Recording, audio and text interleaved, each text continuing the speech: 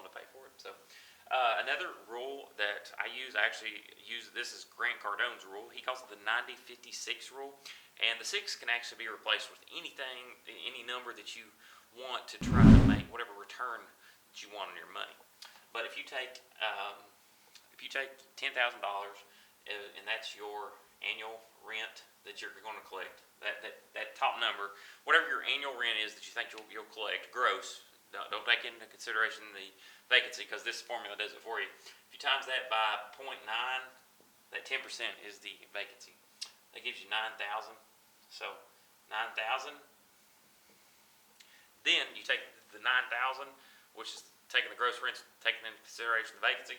You times that by 0.50, which is cutting in half, and it's basically saying I'm going to spend half the gross rents in expenses, whether that is taxes, insurance, if you pay utilities, whatever it is. This number can actually be adjusted fairly easily depending on what you're. Yeah, this is probably way conservative for single family homes. This is better for multifamilies. And that's what this calculation is better used for, and actually it works really well with anything over 4 families too. But if you were dealing with a 4-family home, this would be ideal, or anything above that. So then you're going to get to $4,500. That's what your operating, your calculated net operating income would be. Then you divide that by you divide that by 0.06, which is 6%, and that's going to give you actually $75K. So you know that if you spend $75,000 on this property, you collect $10,000 in rent a year, taking into consideration occupancy, half in expenses.